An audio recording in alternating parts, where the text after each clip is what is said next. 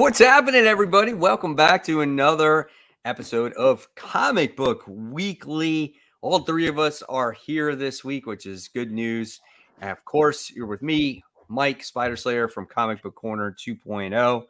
Then we have Kat, Comic Uno. I'm back. It was funny. I don't even think I told you guys this, but for the fan who was listening, one of our fans was, or one of our watchers was on like my Facebook page when I showed an airplane picture of me going to Seattle, and they're like, "You're not going to be on this week." I was like, "I'm not going to be on this week, but Mike and Brant will," because they're like, "Are you going to do the show from the plane? Like, what's going on?"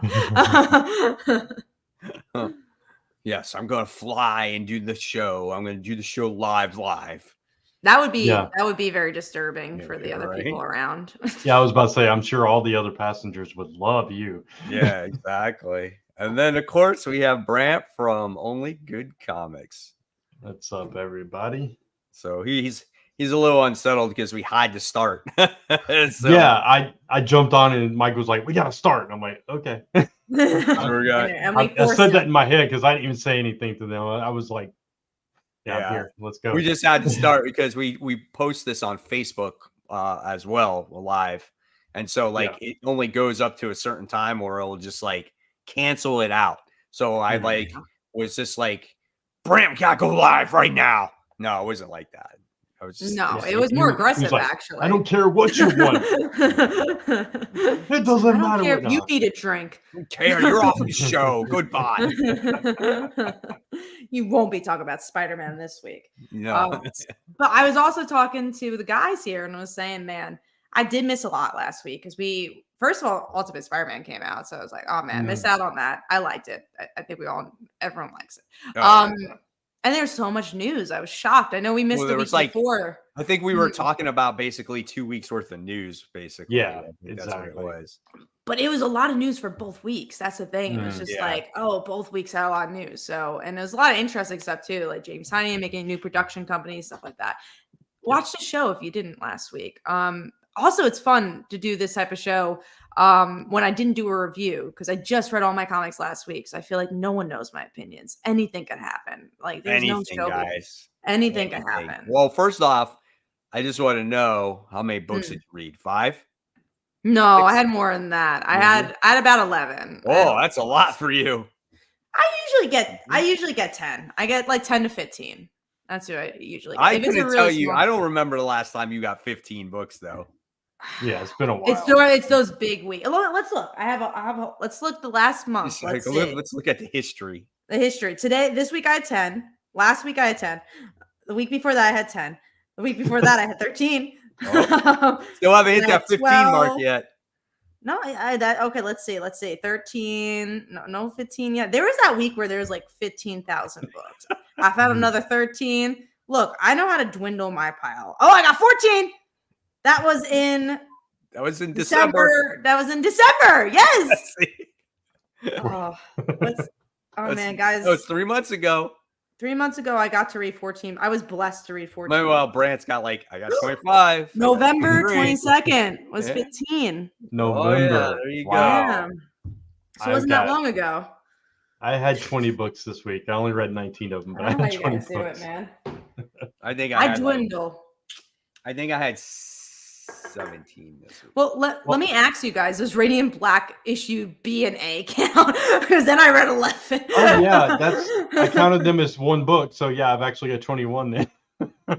Yeah, that's true. I always count it as one book. 10 is about the sweet spot for me. I agree. Well, let's talk because we don't actually have that much news. I'm going to go on a tangent. What is the perfect amount of books to read? Because I think 12 is my perfect. 10 still feels like too little, but 12 is a magic number. I'm like, that was just enough. I think you would agree, Mike, that we read too much. Well, I do. I read too much. I think once it gets to 20, it's too much. I agree. And because I wouldn't say it. So, for instance, if I didn't do YouTube, I don't think it would be a problem. Right. But you don't have to read it. Do YouTube, and I have to cover all these comics that I read. I think it's a challenge once I get to the 20 plus mark for sure. Absolutely. I think probably 13 to 15 is the sweet spot for me. Yeah. Like if I have 14 books, I'm like, that's good, because a lot of the time some of those books are number ones. So I like to read those number one books by the next day. So I do my worthy ones video. And most of the time, the average amount of books I read for that video is 5. So if I have like 13 or 14 books, then after those 5 books, after that initial first day of reading, I only have 9 left. So if I have like 8 or 9 left, that's good, because say I don't even read another book until Sunday morning, where I do the rest of my reading most of the time, I can do that. I can manage to read 8 or 7 books in the morning time on Sunday morning. So yeah, I'm like, I read it at 1 a.m. last night. Yeah. If I can get where I only have to read like 2 or 3 books a day, if I spread them out, that's good for me. So yeah, it's like those days when I have to read like 5 or 6. It gets a little much for me. And I know Kat's like, what are you talking about? I read like 11 books every week on one day. But that's just not how Love I do that. it. I can't. No, that's understandable too. There's times where I'm like, oh man, this is a lot. But I like having that one day where I just get to read comics. Like that's just, it's been for a while, but like spreading it out, I'm just like, it's nice if you like right before you go to bed or whatever. But I was spreading out a little bit this week, and I just didn't feel right. I was just like, I felt like I was forgetting things. Like I feel like when I binge read it, weirdly enough, I remember things better. That's weird. Because I don't know why, but I just like I remember it more. I kind of get that, because like when I do spread it out, the first books I read, I completely forget everything by the time I'm done with the last book. Right. So it's like when we get to the show, I'm like, okay, I read that first. I have no idea what I read.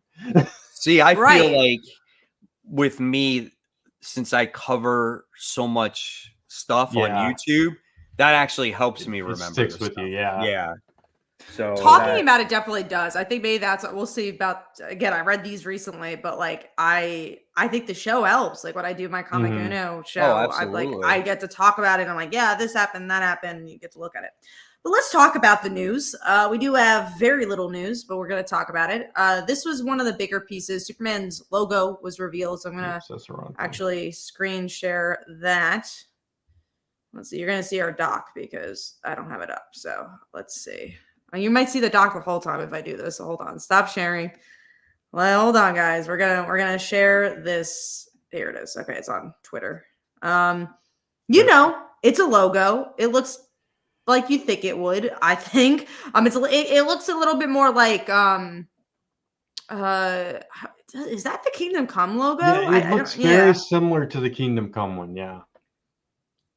The only difference is the Kingdom Come was black and red, but the shape of it, the design of it is very similar to that. Yeah. Which is cool. I just marked this off so we could talk about it. I really don't have that much to say about it, because I was like, what is because I didn't know what this represented, like where this actually came from. So I was just curious on like if you guys had any information on it. Yeah, Kingdom Come, yeah. Yeah, I think a lot of people on Twitter, X, whatever, don't know that or don't care, because there's a lot of hate for this logo. But it doesn't bother me. Yeah, it doesn't bother me at all. We do have a question for Mike Manhattan. Have you guys seen Dune 1 or 2? I know that a lot of people like those movies, but they don't. It's a little too sci-fi for me. I didn't see the first one. I don't really care to see the second one. We talked about the popcorn bucket, so we have gotten this question every week for like the past month. It's so weird. I don't know what the interest is.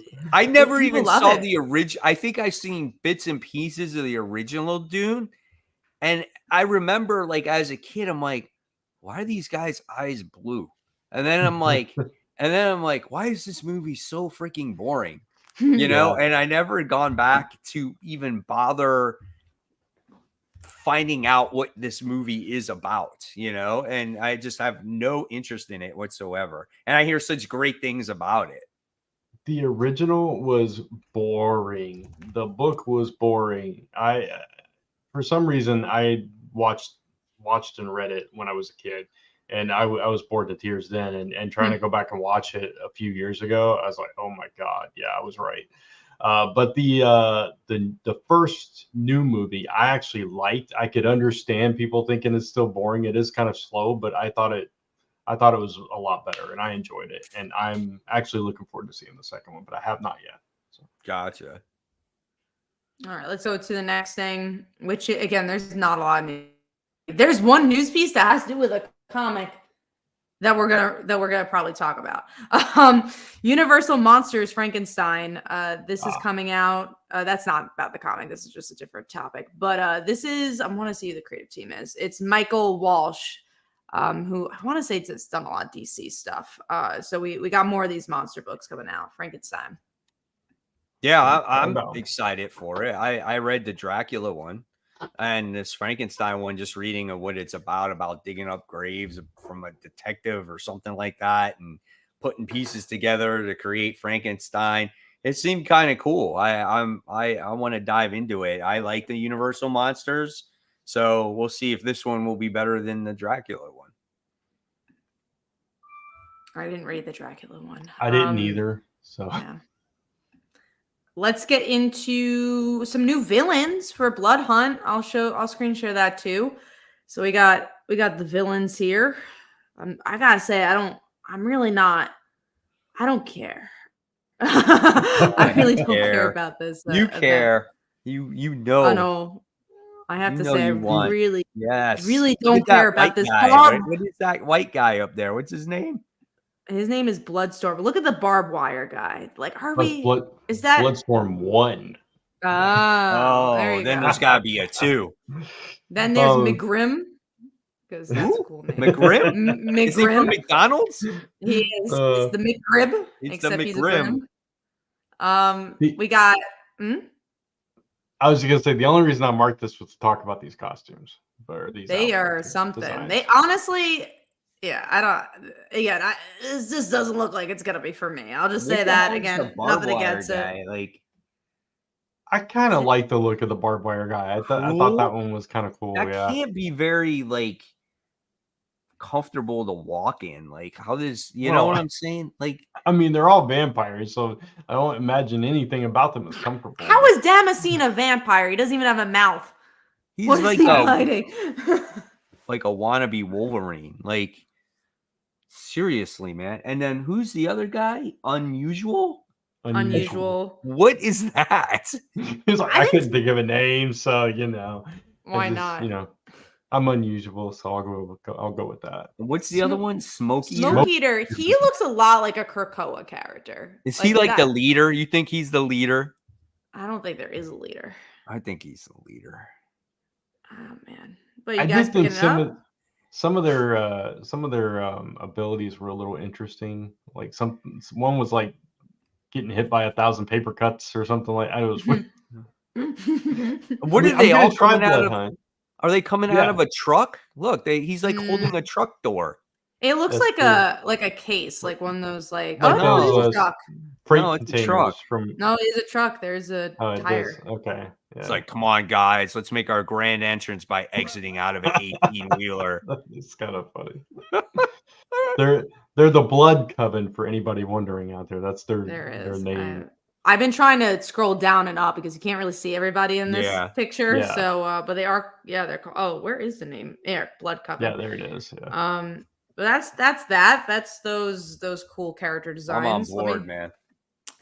I'm not buying all the tie-ins, though. No, I'll pick up the first issue. Yeah, for sure. Who knew Beast World was going to be as good as it was? Like, as much as we were like joking around. Like, I genuinely will give it a shot. It just, I know that they created this event for Blade, and it's just so interesting that movie's not coming out. So I know. It's a shame. What are they doing? Yeah. But that's what Mike and I were saying last week. It's like, well, Beast World was a lot better than we expected. So maybe, just maybe, hopefully, but we'll see. We also have is this Dom's truck from Phantom Road. We will talk about Phantom Road. I read Phantom Road this week. Yeah, I did not, but I do remember the truck. The truck was definitely a big part of the book. We do have one more, which kind of leads us to our books, but we do have a couple other things to talk about before we get to our books. We actually have a sponsor this week as well. And also our main topic. We'll probably talk about our main topic before we talk about the sponsor. But yeah, with the Woman of Marvel, I did read it. We'll talk more about the book itself, but they actually do tease what the new X-Men teams are going to be, and it was Kitty Pryde and Rogue. And I'm all for that. Like I'll read a kitty book, and Rogue's cool. So yeah, I thought it was interesting that they did reveal something in that book. Like it was better than I expected. I won't say it was like, man, if you guys didn't read this book, go pick it up. But I was Are like, they oh, at going to least be you the get leaders to of the tease 2 X-Men books? That's what they tease. So in the end of the issue, it's Madam Web telling the future, and you just kind of see them as like, this is what the Women of Marvel are going to be doing in the next year, you know?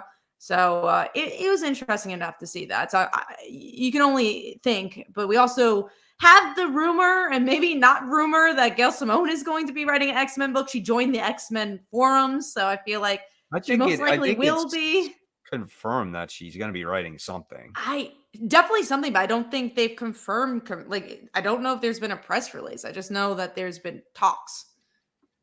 You guys could let us know in the comment. Yeah, the Madam Web movie sucked. Sometimes you need a bad movie, guys, and I enjoyed the bad movie. Seen it. It is so bad, and in a fun way. You know, it's like I like a good bad movie and something you could talk about. So it's not a good movie, but that's sometimes what you're going to the theater for. No one cares for Madam Web. Yeah, I will say most of the time. You can't say nobody cares for Madam Web. Yeah. I'm sure there's somebody out there. I'm sure there's some super fan that cares about Madam Web.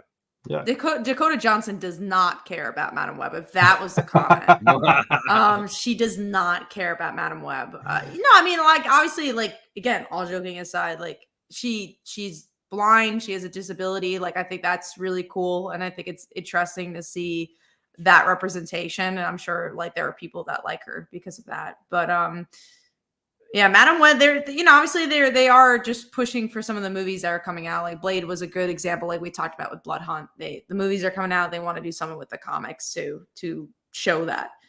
But that's all the news. So we're going to talk about our main topic, which is going to be a fun discussion. This is something that Mike came up with, because I usually do come up with the topics, but again, I finished reading my books very late last night. So I'm like, guys, help me out here. Tell me if there's anything interesting to talk about. So Mike's like, let's do an evergreen topic. And I think this is a fun one.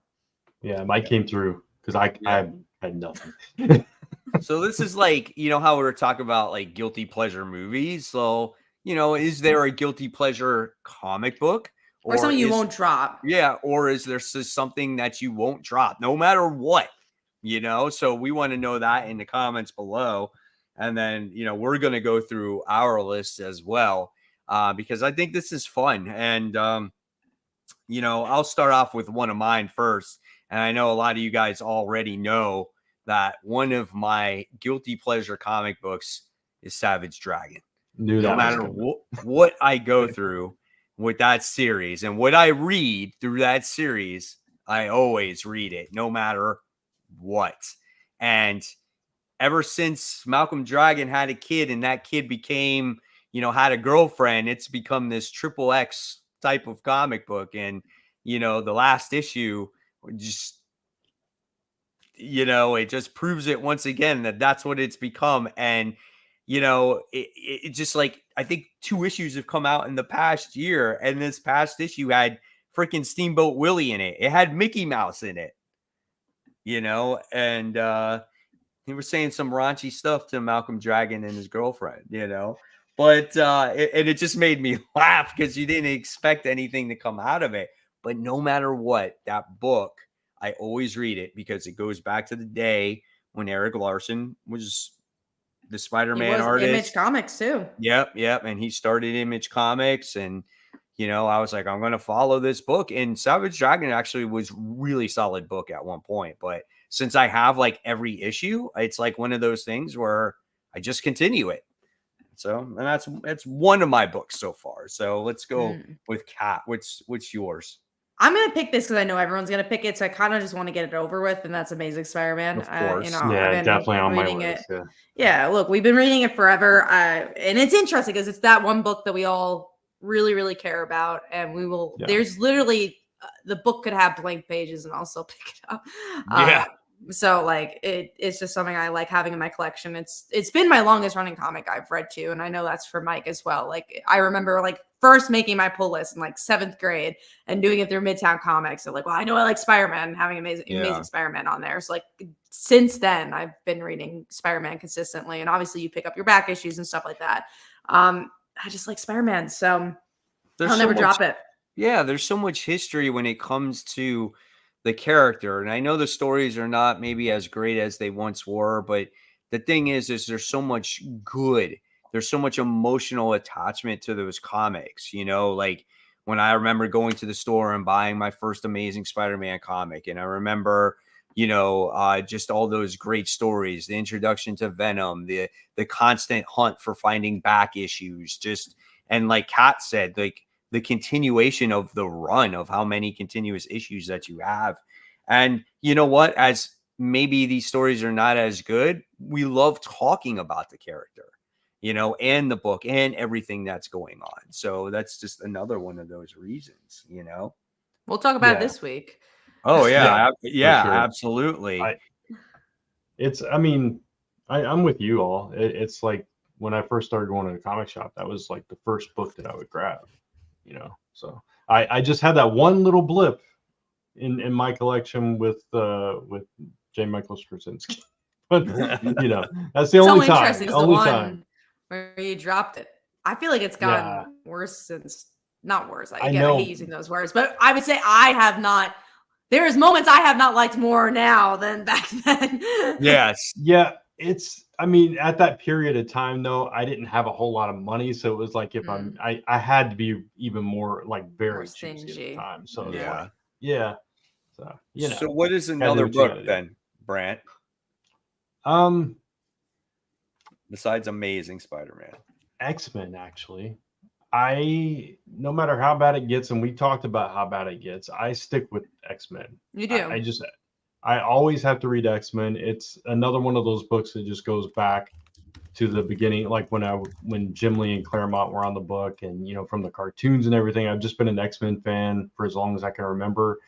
I love the characters, and sometimes I really hate the book, like really hate the book, and I just cannot stop reading it. I just can't. There was a period of time, like in the early 2000s, where it got really bad, and like everybody hated it, and I just kept reading it no matter what. I don't know. It's one of those books. I love those characters, and I have just such an affinity for the X-Men. So Amazing Spider-Man and X-Men were both on my list as well. Yeah. It's almost like staples, like when you were a kid and you read those books and you're like, I have to stick with this book. And I feel like it's almost, you need to read it just to have an understanding of what's going on. So, and I agree. I like those characters too. Will anything ever match, Claremont's run in your eyes? Probably not, Right. Let's just hope though there's a new run that comes out for X-Men for the next generation to enjoy, Yeah. I definitely agree. I hated New X-Men, like the Grant Morrison, the Grant Morrison stuff. I hated it. Still read it. X-Men was very close to being on my list, but I actually have dropped it, especially recently. Krakoa was the thing that kind of broke me, where I was just like, I don't see an end. And I would always pick up Kitty. I think that's a better way to say, like, anything Kitty's in, I really, really try hard to pick up. And I'm still pretty consistent with that. But I've dropped X-Men, and I don't think I've done that in ever since now, which is kind of crazy, because I remember even the X-Men Gold days and the red stuff, that was probably the closest I got, but I read all X-Men Gold. Yeah.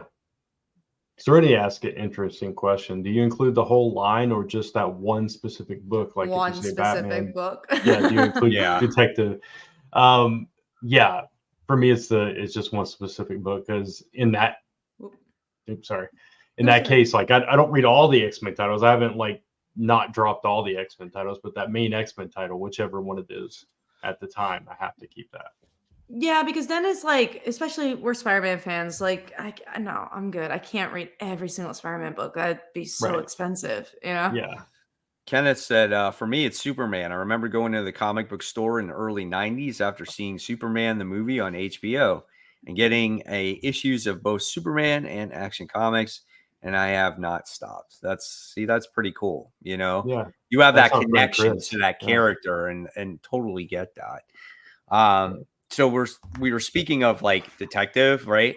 Another one for me has been Batman. Like since I started reading the New 52 is when I started collecting Batman, because I did not collect Batman when I was younger. I didn't collect any DC comics when I was younger, except for Kyle Rayner Green Lantern. And so Batman was the only one that I have pretty much stayed all the way through since New 52. And even though I'm not a fan of as much as what's been going on lately, there's no doubt in my mind that I'm going to keep reading the book no matter what. Yeah, Batman's on my list as well, and definitely not detective, but Batman, and I was the same way. Like Wally West Flash, I read, and Kyle Rayner Green Lantern, but that was pretty much it, except for like occasional event stuff that would catch my interest. But yeah, Batman is one of those constants. I've been reading Batman since before I even like collected comics, because my cousin had a bunch of Batman comics. So I read like a lot of his copies and stuff like that. So that was one of the titles that I just would buy all the time as well.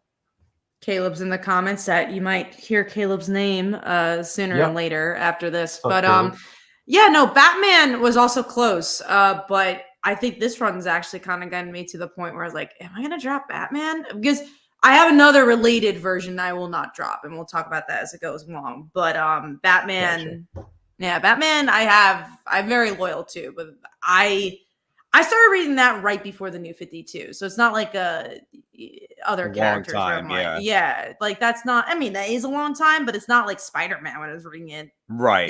2007. Yeah. It's a while, but it hasn't been part of my pull list forever. I mean, I look at Spider-Man. I've been reading Spider-Man since like 1989, 1990, Wow. So that's a long ass time. And plus, Yeah, before I even the same for me, even before I collected comics, like I've told you guys in the past, like I had a little stash of comics that my uncle gave me, and it was just random Spider-Man comics, and I read those to death, So, but yeah, on a constant basis since 1990, man, that's a long time when you think about it. Yeah, even 2007 is 20 years, so that's crazy. I believe 90 is when I went to my first comic shop, and that's when I started collecting. So yeah, that's crazy. No, it shows that we love our Spider-Man. Would any other books that you? Yeah, I have a few. I picked Radiant Black because I wanted to pick an indie, and I feel like it's one of those books that and we'll talk about Radiant Black this week, but it's one of those books that I really loved in the beginning, and I think there's little pockets that I like, but I found this attachment where I don't want to drop it, but there's definitely moments where I'm like, oh, like, am I loving this as much as I did? So there's certain like that. I like the Massiveverse a lot, but it's because it's trying to chew off so much. Sometimes I'm like, oh man, I wonder how long this is gonna go for, like what, when does it start getting like, wow, this is like, feels like the first arc again. Right. Yeah. I went back and forth with including the Massiveverse stuff on my list, because I'm not enjoying it as much as I was either, but I'm so like invested in that world now that I love Radiant Black. I'm not loving the series at the moment. So I think it's one of those books like you get, I'm so, into it, invested in it, that I couldn't see myself dropping it, at least not right now. So Manuel asked, have you guys read Inferno Girl Red? Yeah, I think we all did. Yeah. I want to say To the End, but I don't remember if I dropped that or not, but we did all at least read the first issue. I read the first two. Yeah. Did all three come out? Yeah, you're Inferno Girl Red. No, I think wasn't there 3 parts, or was this just 2? I want to say only the first part, because there was a graphic novel that came out. And then they re-released it. It's a little because they had the Kickstarter for that one. Right. They did 2 Kickstarters for it, I believe. And they did like double issue releases or something like that, right? Yes. So this is Okay. Comic Nation says Inferno Girl Red was only 3 3 issues, and issues. then a second volume got funded on Okay, that's Kickstarter, what it which was. Yes. yeah. Okay. So I just like I So, know they broke it apart, but I don't remember. yeah. I'm pretty Another sure I read whatever is printed and out in the stores at this point. So, I didn't write this because it's just always been so consistent. But Serenity brings up Power Rangers. That's something I definitely would never drop. But it's literally I've never had the question to drop it because it's been right. so good right. for over 100 exactly. issues, which is so crazy to say. Yeah. The And funny it's, thing. Oh, go ahead, Brant. Go ahead. I was going to say similarly for me, G.I. Joe is something I Right. would never drop. But Mhm. I always enjoy G.I. Joe, so it's not Right. the same. Mhm. So I'll say a book that like I always, most of the time, always get no matter what, and you guys know my pain with it is She-Hulk, right? Yeah. It's one of those books where it's like you want to continuously buy it to see if it's going to get better, and you love the character so much, but it's not quite where you want it to be, you know? Or it's Yeah. like maybe Kat with how she is with Power Pack. You know, she'll like buy whatever Power Pack comes out. There's Or not enough Power Pack that comes out for right. this to be on And this but no list. matter what, you'll buy it because it's like barely Yeah. out. Or say like Brant Yeah. and I, when it comes to like New Warriors or like a Mm. Dark Hawk comic or something like that, you know? Yeah. We never What talked ab- about it, Brant. What did you think of the Night Thrasher book? All right, we weren't on that week. Yeah. I thought it was okay, but it wasn't. There was something about it that felt like it's kind of hard to explain it. And it's been a while since I read it, so I'm trying to remember. But it felt like it was rushed, but at the same time, nothing happened. So Yeah. it was kind of a weird vibe with that book. Like so much happened, but so little was actually said. Actually did, yeah. It Yeah, felt a little generic to me too, you know? yeah, a little bit, So, but we'll see unfortunately. what happens with it. I mean, Yeah. why not? Just Tavia again, asks about go on. no, I was just gonna say again, it could be one of those books where it's just like you don't see the character that often, so you're gonna want to continue to read it. Right. Fast forward though, it comes back again. Tevye asks, "What about Invincible?" I don't think we're including books that have ended completely because I don't see No. Invincible coming back, so it's hard to But I travel mean, back in if time on that. if you look back in time, like I bought that book no matter what. Like Oh, there was there no was way I was no ever Yeah, dropping that yeah, book. there was Yeah. no way I was ever going to drop that book. And then the same with like The Walking Dead. But those Yeah. books were really, really good. You they were know, like Yeah. consistent. yeah. Right. The name changes to Cats Ride or Die for Runaways. Hell yeah, I should have Yeah. included that here. But And again, Runaways hasn't been that bad, you know, so it's hard to say that. I am too, though. Like even when Mhm. it was bad, it post Way back. post the first volume, those Mhm. those follow up volumes, which were not great. I love Runaways. I Right. like the TV show wasn't great either, but I watched every single bit of it and wanted more. I love those characters. I love every iteration of those characters. So I like the TV show. I enjoyed the TV yeah, show. I had a good I time did with it. too. But I'm saying Uh, a lot of people didn't.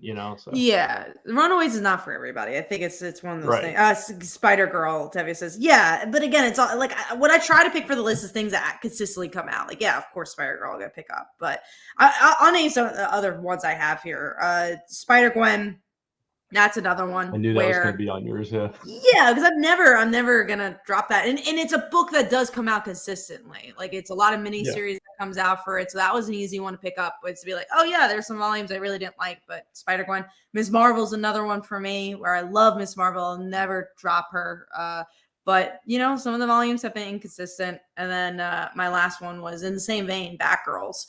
Anything Batgirl related, even the Birds of Prey, like they sucked me back in when Barbara Gordon showed up, and I was like, I gotta pick this up again. And Cassandra Cain being Yeah. in it, it's like I love my Batgirls, and honestly, like I've been rewarded for it too, especially me and Brant with the Batgirl series, where it had a really hard start, but then once it started getting into it, like it was a solid series. Right. Yeah. I think Nightwing is another one for me. Oh yeah, Nightwing. That's a right. perfect. Yeah, that's Yeah. perfect example. Because Yeah. it's like, go ahead. You're the one that picked it, so go ahead, talk. No, go ahead. Because I was going to do a little sidetrack real quick. But go Oh, ahead. okay. Nightwing is perfect because it's like it was one of those books where you like the character and you want to see the adventure, and you're like, well, maybe this issue something's going to actually happen. No, it was good, but nothing happened. Well, maybe next issue something's going to happen. Still didn't happen, but I'm going to keep reading it. And we've read, and Tom Taylor is doing this book forever, and he's almost done with it. But yeah, I totally get what you.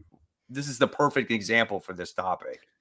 That was really close for me too. And honestly, I've been picking up pretty consistently too since probably like Kyle Higgins' run. But yeah, those are. I mean, any other titles you guys could think of? Those are all mine. Well, Miss Marvel was almost on my list too, and I was like, well, should I?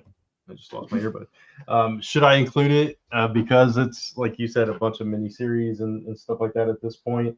But it's true. It's like no matter what they are, I still pick them up and enjoy them because I really like the character.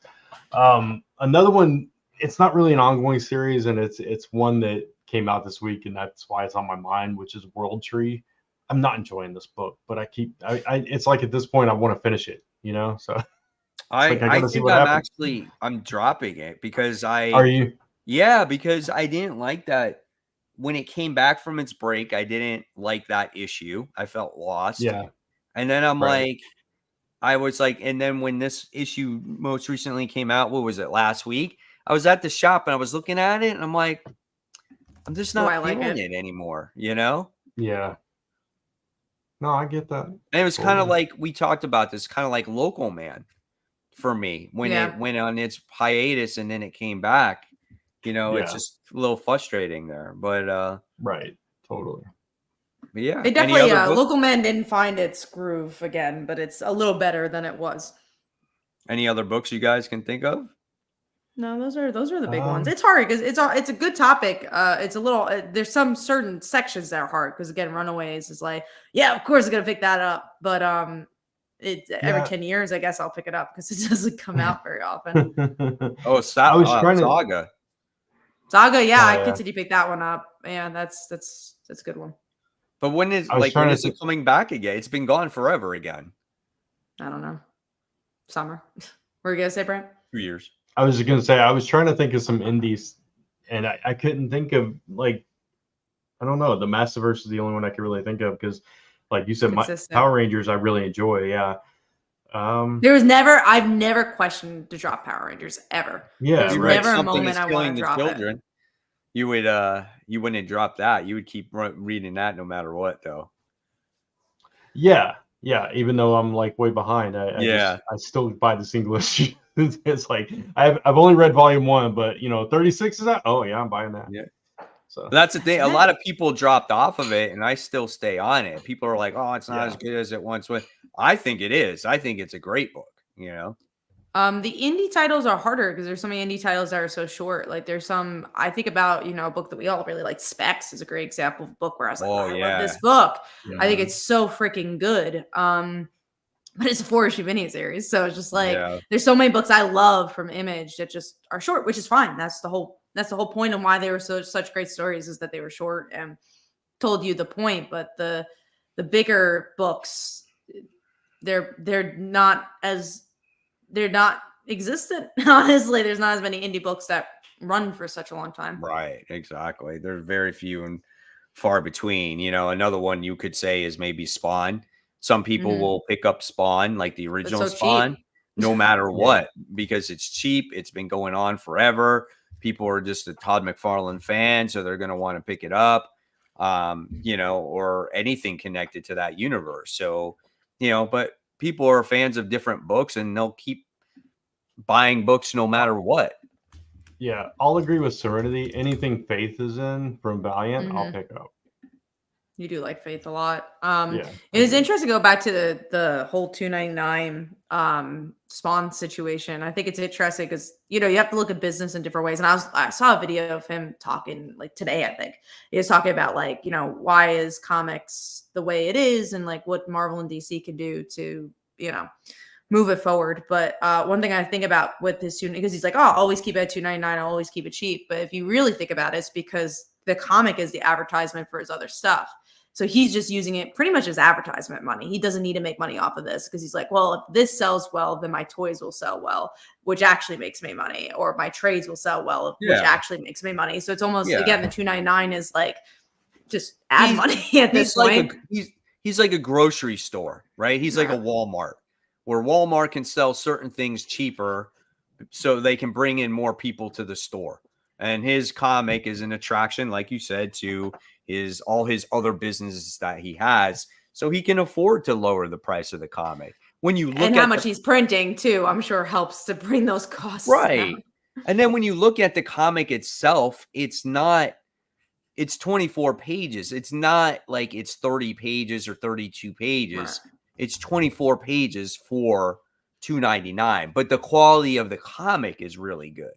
It's not cheap paper. It's the way it's made. It's good. He's got good artists on there. So it's not some cheap trash, Yeah, no. And I think that was a big point he made in the video too. And again, I just saw a clip. I'm sure it was a bigger interview that he was talking about, but that was like a big point. It was like, oh, also bring in quality stuff. Like just do stuff that you think people will buy. And, it's good advice, but I just thought that was interesting.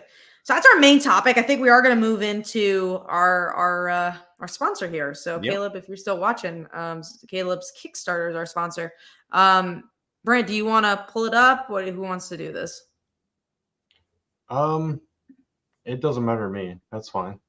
Did you want to screen share it? Yeah, I guess screen share. Let me get it going. I backed it as well, so I could pull it up for my backings. Let's see. Yeah. Hold on. Here it is. I have not backed it yet because I didn't realize it went live. So I think it just went live. It went live today. Yeah, gotcha. There it is. All right. Awesome. So this is a Dragon Grit, #1. It's a fantasy Western comic that takes place in an alternate version of the Wild West, which sounds pretty cool to me. People ride dragons instead of horses. You already sold me on that. This comic is inspired by, right? It's inspired by classic Westerns like Tombstone and True Grit with a fantasy twist. Anytime you throw fantasy in there, you've got my attention, by the way, Caleb. So already winning with that. Great art as well. Mm-hmm. What's that? Good art too. Yeah, it's really beautiful art. Ever since she cut ties with her old gang Vera and her trusty fire dragon Blaze have been making deliveries to remote locations out west along star routes. The world is changing, however, and as railroads make their way across the continent, the need for dragon mail carriers is diminishing. Looking for new ways to make a buck, Vera agrees to help a young man named Robin escort his dying mist dragon Chanterelle on one final voyage across untamed wilderness to an ancient dragon graveyard. Unable to fly due to Chanterelle's old age and bum wing, the party must make their way on foot, all while being pursued by a dangerous outlaw named Jack and his dragon Ruin. So, pretty cool. Sounds like a really, really fun concept. Yeah, man, that's awesome. Can you just imagine all these dragons flying around and these people are on top of it, but like cowboy hats and stuff like that? Yeah, it's so different. I love when a good mashup happens, and this is an interesting one that I've not really seen before. Fantasy Western, yeah, exactly. And the dragon looks cool. It reminds me like back in like the 80s, they would do all these mashup kind of cartoons like Brave Star, where it's like robotic horses and stuff like that. Yeah, I remember. Yeah, Brave Star. Yep. Yeah, it's in the spirit of that kind of thing. So I'm always down for that kind of thing. That's really cool. Yeah. So go check it out on Kickstarter. Absolutely. We'll be talking about it again too in a few weeks. So yeah, dragongrit.com will take you to the Kickstarter as well. And the link is also in the description, so go check that out. I do have a couple of Kickstarters. I'll be pretty short with it. Mm-hmm. Artist for Dragon Grit here. Thank you, Kay Barrett. So absolutely. Glad to have you in the chat as well. Thank you. Congratulations on it, and then good luck as well, guys. And Caleb said thank you so much too. I mean, you guys had a great start. Like it's doing really well. 200 some backers in the first day. That is definitely nothing to sneeze at. They funded, I think. Yeah, they funded easily first day. So just that means the book's happening. Go check it out. They have quality that's stuff. awesome. So Congrats. definitely check it out. All right, the two books I'm going to talk about here. One is ending Thursday. So this is Nightmare in Wonderland. We blew past our goal. It's a assassin version of Alice and a queen version of Sleeping Beauty. They used to be lovers, and now they are stuck in a nightmare version of Wonderland. So go check that one out. I'm short with that one because I've been posting about that one a lot, but I don't think I shared Slice of Life. So I'm going to talk about that because I believe it premiered and premiered when I was gone. So Slice of Life also funded. If you're looking for the collection of our webtoon, it's about an anime character comes to life and falls in love with a high school cheerleader. Again, also funded. So it's actually literally delivered the books today. So it's very much happening because we have them. That's a lot of books we had to bring in. So it's been fun, but go check it out. We're really excited about having the collection and having over 200 pages of romance and drama and just fun stuff that I think you were looking for organic relationships and talking about real life. Go check it out. So we're super proud of the book. It's our baby. So I'm going to also share that. My headphones died, so I might have to go headphoneless, but let's get into the comics. All right, guys. So here we go. Comic time. Top 5. All the big books. Warning, there could be spoilers if you haven't read your books. We're going to talk about the big one first. Amazing Spider-Man issue 44. The conclusion to the gang war. Let me tell you. Man. I got to tell you, talk about an absolutely accomplished nothing in an event is absolutely insane. The only thing that happened was the Anti-Vigilante Act is like revoked. It doesn't exist anymore. Besides that, nothing happened in this comic. Nothing. It's funny because I got my comics on Wednesday and I went to Seattle for them. So I was showing my business partner, Phil, like how I usually organize my comics before I read them. And I'm like, oh yeah, I like to put something that's like a really quick read on the top. And then like after that, I might do something I'm like pretty excited for. And then like I was showing him to go down. He's like, oh, well, what's the book you're like least excited to read? And I'm like, well, that's hard because like I don't want to say Spider-Man, but Spider-Man. And he's like, oh, where do you think this would have ranked on your list? I was like, I don't know. I don't like to do judgment, but yeah, most likely last. And it was last. There's not much that happened there. So I'm more than a little disappointing. It's so funny because you get to see those maps and I'm like, oh, that would have been really cool if we got to see that in the story of like how they invaded this area of New York and then Tombstone just ends up invading all of it. I'm like, well, how did that happen? And it's just like there's this really cool concept here that just did not. Oh, it could have been great on the page. Yeah, I mean, it's Central Park. It was a Central Park fight. That's all it was until everybody fell on the ground and that was it. And what was the whole point of Madame Mask? Like it seemed like she had this grand scheme, and it was just like that first issue, that Fear Strike issue. It was like, oh, she's the major player, you know. It's like, what's her angle here? How is she gonna? And it just every issue that came out became more and more of nothing. It felt like the ultimate goal was to get Tombstone back to be a villain. And against Spider-Man. And it's like, where did that come from? Why was that the point of it? I agree. I think what they started to do with Madame Mask was really cool and different. And I was excited to see like her take charge and be like the new, Queen Pin or whatever you want to call her. I thought that would have been a really cool direction, not just for Spider-Man, but just the whole Marvel universe. I thought that would be interesting. And it kind of fizzled out. And I didn't love to see that. It was very low on my list as well. Absolutely. I would have loved for her to be the new person in charge of all the gangs and, shake all that up. Randy could have died. We don't need him, right? Like definitely not. Randy could have died. He could have died. Like again, there's nothing ever at stake in these books, right? It's like he could have died. The beetle could have killed him, right? It could have been in a Some very drama. emotional comic book, but instead we get the beetle now who mysteriously disappears. We don't even know what happens to her, right? So you don't know when you're going to see her again. And it's just, it was pointless. Nothing happens. It's just very frustrating. And this is what there's two things I'm so curious about. Well, yeah, Madame Mask, I do want to say, like, it's so disappointing how far that fell because she was so interesting when they introduced her to the story. But then there's the other idea. They've been building up to this arc for like a year. What do they build it up to now? Yeah, I don't know. I mean, it's like I don't even know. I don't know where this goes from here. Like, is Tombstone that big of a threat that it's gonna change everything? It's like They didn't introduce why he would be besides like he's Right. Tombstone and I guess that's cool. And we already know that Wilson Fisk is going to be back on top. I mean, this no matter what happens, it's like, Yeah.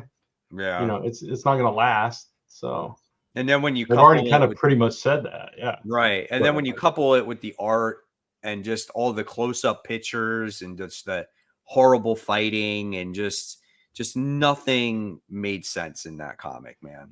Yeah, like in this issue, wasn't like I forget who did it, but like they took off the things that was controlling Count Nefaria and Silvermane's like, oh, we were being controlled. Now let's kill my daughter. Like, what was that? Like, it looked like these little glowing buttons, and you're like, what is that? What was that supposed to do? You know? Yeah. Jeez. I'm telling you, did you see Rabble in this issue? The way she looked? She just flew away. She's just like, this doesn't make any sense, so I'm gonna fly away. The fight in general, like Jackpot shows up. Oh my god! It's what was that? Yeah. Oh, that was funny. So Spider-Boy, who's supposedly been this missing sidekick of Peter that's worked with him for years, is now taking direction from Jackpot, who's been a hero for about 5 minutes. Yeah. It was so weird.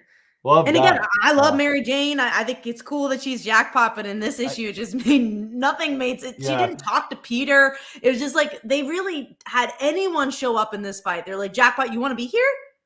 Sure. Cool, join in. Like, let's throw everybody in there. You throw out anybody, and none of the story matters. Like, there's just no story. The art was not my style. And you know, I'll answer this. We answer this many times. Like Kenneth says, you know, it's time for a new writer. It has nothing to do with the writer. Literally, God could write this book. It does not matter. It doesn't matter. It just it's the direction they want to go with the character internally. We've seen so many writers. We've seen so many people write this character, and every single time the same thing happens. Yeah, and it's funny because real quick, Mike, this, you know, obviously plays into our guilty pleasure like conversation earlier with the Spider-Man stuff, but also we try so hard to be positive on this show and not be like part one of the story. Yeah, so it's like it's hard because when you get a story like this, it's like, oh, we got to be, you know, we got to be honest. We're honest. So, you know, I mean, yeah, it's tough. It's tough to read, and when you look at that artwork, so. Like, for instance, think about how good Gang War could have been if you had the same art as you did in Miles Morales Spider-Man.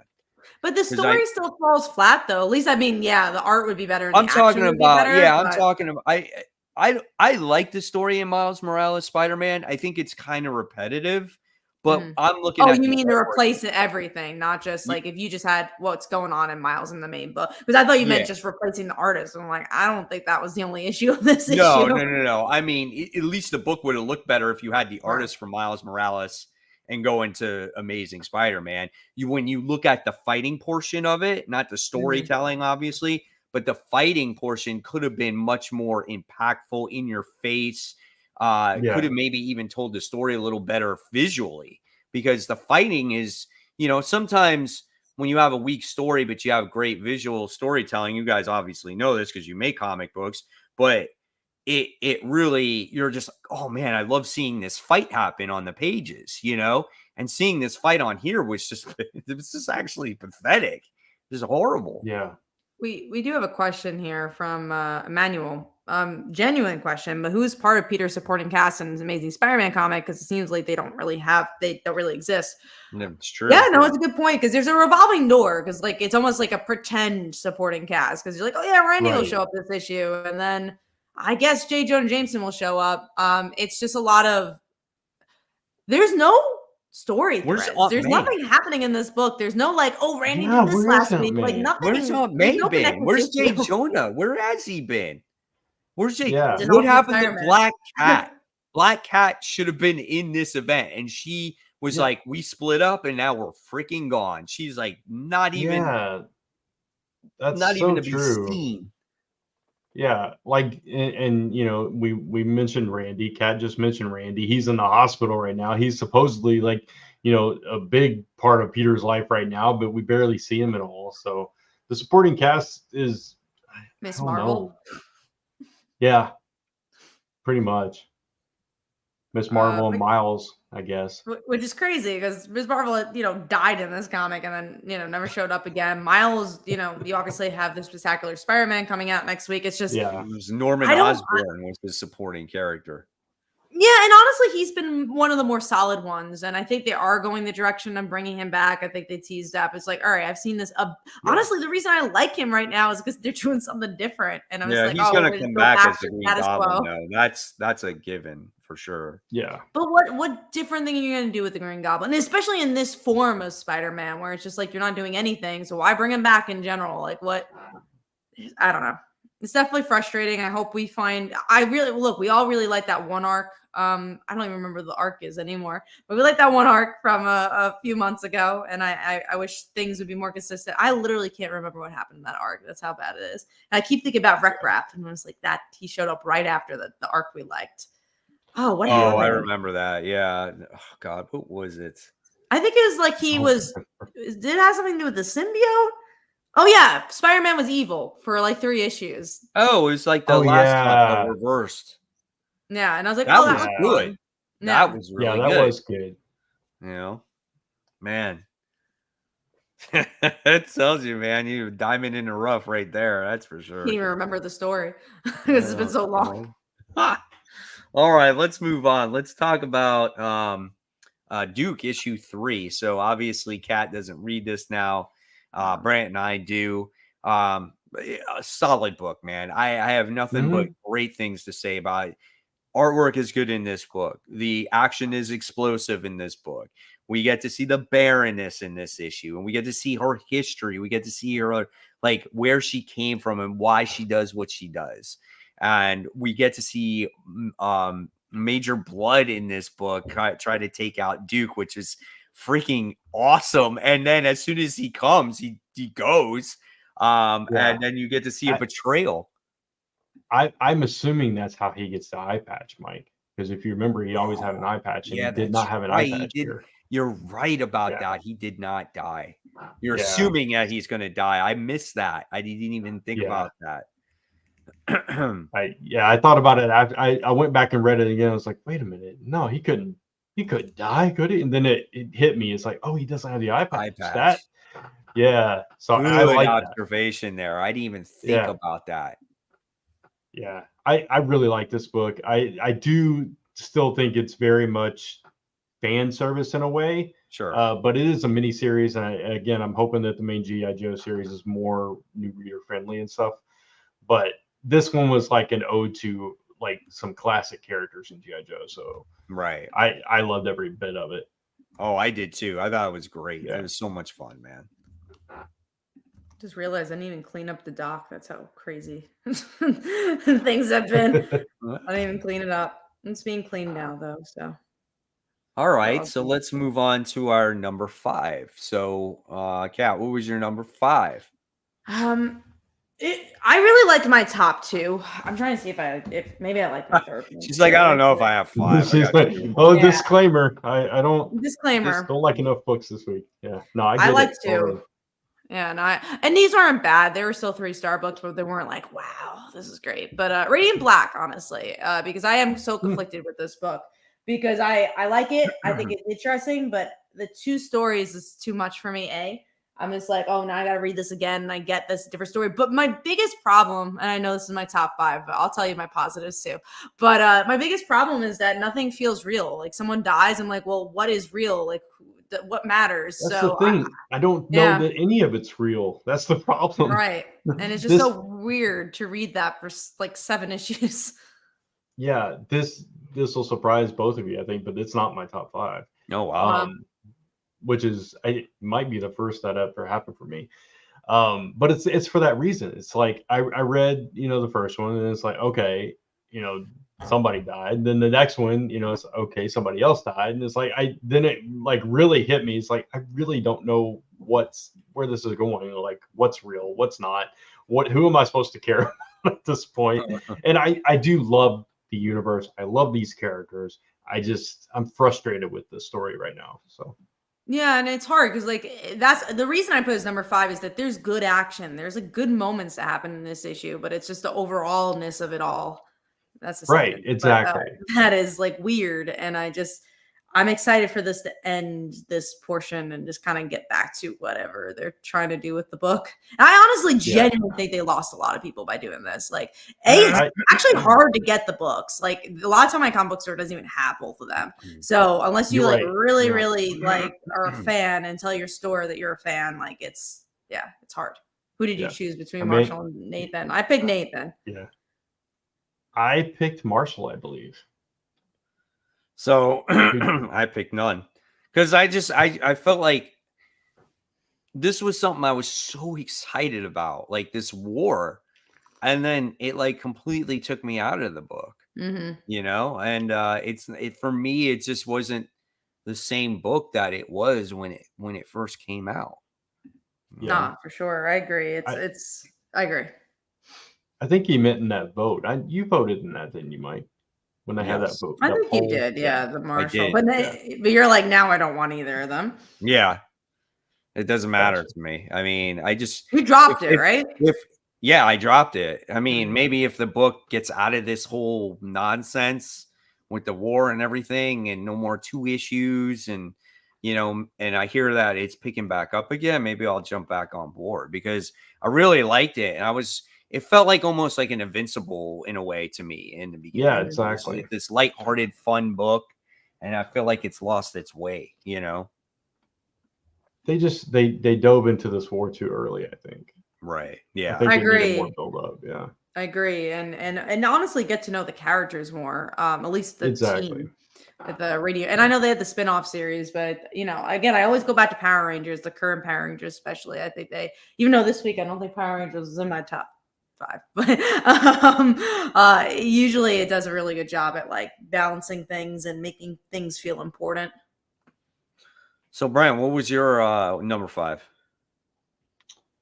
I think I'm going. I had a weird week too, even though I read so many books. Like I was going back and forth between a couple of books. So anyway, I think I'm going with Green Arrow. Oh, really? Green Arrow's low for you? Lower, I guess. Is it? Oh, you have it higher. I love the issue. I thought the art was really good, and the ending with Amanda Waller. Nice. Yeah. I like the Amanda Waller stuff, obviously, and the twist, like what how she's trying to recruit Green Arrow and all that stuff. I like it. I don't love it, so. If there was books that I enjoyed a lot more this week, it probably wouldn't have made my top 5. But I do enjoy the book. I like the book. It's one of the books I'm enjoying overall, but it's not like one of my favorite books. I don't know how to explain it. I liked Green Arrow too. I thought it was pretty cool. I definitely did not see that ending coming. Not at all. I was like, wow, like, are we really going there? I like that. I like this arc a lot more than I like the first one. And I think that's why I'm like, is Green Arrow my favorite series? Yeah. I don't know because of that first arc, but the second arc, it feels like classic superhero storytelling to me. It's bringing something new to Oliver Queen. I like how the family's involved. Again, I think the art's really good for this book. Yeah. I like that you get into Ollie's head. I feel like things are moving, things are happening. I liked it. I thought it was a really solid issue. I want to see where this goes. So I liked it. Yeah. I liked it too. I thought it was cool. I was taken back by the whole sanctuary thing. I'm like, Mhm. Yeah. what the Oh, I hell? forgot about that. Yeah. I forgot that happened at the end. Yeah. So if I remember that, it might have been placed a little bit higher. Right. Because So I that forgot about brings a that. whole other element to this comic now. Like, Right. didn't Yeah. the sanctuary get destroyed? Like, weren't we done with that? Right. Like, we're gonna bring Yeah. back the confessionals and all this shit. Like, I have no idea. I guess does she want the dirt on the superheroes? Like, Yeah. it's You're kind of absolutely right. This was it. We were talking about it earlier. This is one of the first books I read this week, so I forgot that one detail, and yeah, it yeah, kind of skewed my ratings. But oh So well. it's now near your number one pick. So that's nice. yeah. Not quite number one, but it would be up there. It'd probably be my number two, honestly. But I I'll leave it at five. I'm just gonna mention this. Like, I don't read Conan books, but I got this Savage Sword Conan like magazine book, Mm. Yeah, and this was I almost in saw it my in your top haul. 5. Huh? Yeah, I saw it in your haul. Yeah, You and it was flipping through it. Yeah. actually it's like a magazine. It goes back to like the old days of like Conan books, and the main story of this was really, really good. Like, it was excellent. Cool. Just like how Conan was with this prince, and this prince betrayed him multiple times. They went on this mission to this other kingdom, and just like it was just so gritty and just reminded me of almost like I was watching a movie. Like, it was so good. It's black and white. There's no color in it. And it's long. It's like 80 pages, but it's 80 pages and you've only paid $5. I think it was like $5.99 for the book or whatnot. And it was just such a well told story. And I really liked it. And so I think there's going to be, from what people were telling me, there's going to be 6 of them. So I think I'm just going to continue it and see where it goes from here. So I liked it. It's like the first Conan book I actually read. But my number 5 is actually Phantom Road issue 9. So This was a good issue. This was probably finally got back on track. the best issue of Phantom Road, because it really pushes the story. Like, you finally get some information on these characters, right? And you finally got that stupid little egg In an to hatch. interesting way too. The way they did it was not an exposition dump. I really like the way they did it. It was just like, from the very beginning, these two have been attached to this egg and they could never leave. They've always been attached. And now that this thing has hatched, it's this little baby thing.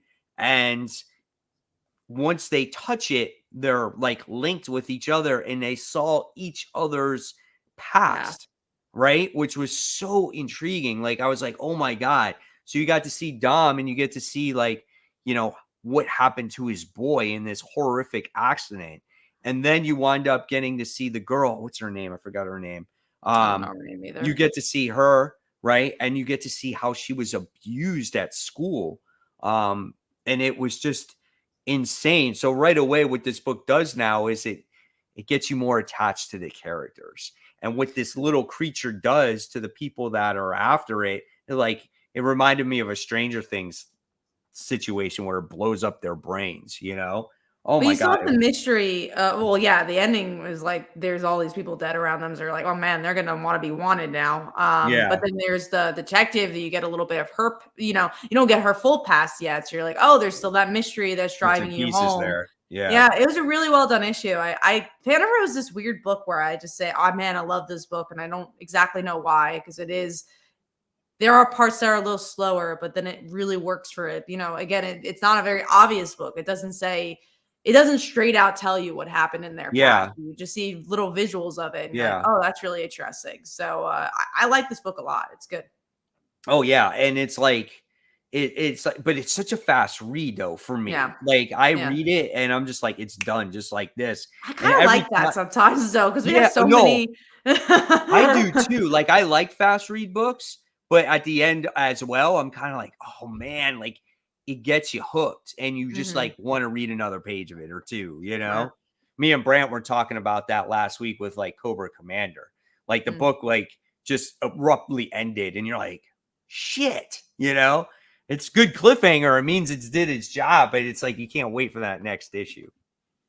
KG Comics asks if it's a small haul this week. I don't think so. I think I'm even getting a good amount of books. I'm looking now. I'm really curious if I'm getting 15 books. Let's see. I think I'm getting around 15 or 16, I think. 8, 6, 9, 10, 11. I'm getting 13. That's actually pretty close. So it's a pretty big haul for me. And then you have some of the bigger books coming out because you have Spider-Man, you have Ultimate X-Men, which I'm sure we'll talk more and most anticipated. But yeah, it's a bigger week. Yep, absolutely. All right. So okay, we did our number 5. So let's go to the Flash issue 6. You guys read that. I'm gonna get some the water. Jay Garrick one, yeah. I didn't like this issue as much as I've liked the other ones. This one felt a little bit more generic where the daughter gets kidnapped. You get a little bit more of the villain. I wasn't into this one as much. Yeah, same. Sorry, I was counting my books for tomorrow. I think I'm excited for the countdown. What is it? Yeah, like 15. 15. Yeah, somewhere around there. I lost count, but yeah, no, I completely agree with you. This one was just not as good as the previous ones. I really enjoyed the series up to this point, and then this one was just kind of like, I don't know. It felt a little abrupt, and just I don't know. It just didn't come together for me for some reason. No, I was glad. I wasn't sure if it was because I read it quickly or something. I was like, oh man, yeah, I wasn't feeling this as much. I thought the same thing too because I did read it really quickly. So I had the same thought, but hearing you, it's like, okay, maybe it wasn't just that. It was. Oh, we both read it quickly. Yeah. So I have a comment here. It says I only have 6 books. Okay, no, that wasn't the one I was looking for. Was it? From Under the Trees, Nobody Sees is one of those comics I want more after every single issue. And this past week, third printing of that issue 1 came out, and you guys probably did not read it still. No, I want to honestly for this one. I do want to get. It's like stray dogs. I would like to get a trade and get a trade for it. Yeah. Hopefully you'll read it. I mean, missed it. It's cool, man. It's so cool. Got to go on a plane and read it one day. Yeah, right. There you go. All right, so then let's talk about What If Venom issue 1. Man, this Why is not Jennifer what I Walters in every single freaking book, and it's not good. What was really interesting is that it starts out with Jen working in this office, so that's kind of weird. And then it's a continuation book, which I didn't know that was happening. I thought it'd be like, here's a little vignette of this character if they became Venom, and then the continuation actually like sold me out of it. I was like, I don't want more. I'm good. Like I wasn't a fan. Yeah, this is my lowest rated book this week, so. Yeah, I'm definitely not reading any more of it. It's rough, man. It was just like her being in an office job, and she happens to go to the church where Eddie Brock was going to commit suicide, and the symbiote happens to get on top of her instead of Eddie Brock, and Eddie Brock runs away, and then all of a sudden Sabretooth shows up out of nowhere. It's like it felt like a Rob Liefeld comment. Yeah, it's just like everything just happened because just so we could get Wolverine to show up. You know? Do you remember? Yeah. Do you remember a few years ago Rob Liefeld did a Deadpool book? Yeah. And, like characters were just popping in left and right, just no reason, no rhyme or reason. They were just there.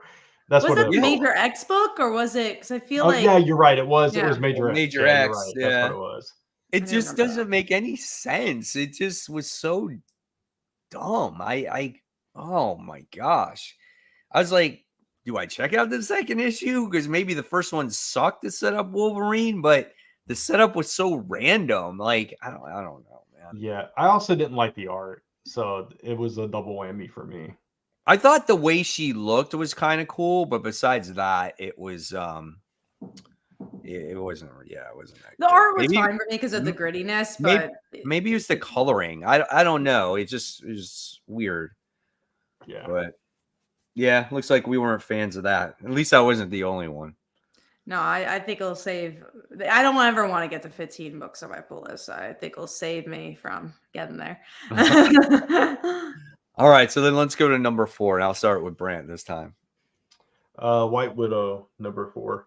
I'm still loving this book. Really? There's just something about this book that I just really connect with. I don't know. It's just her characterization in this book, Elena's. I just really like this version of her character.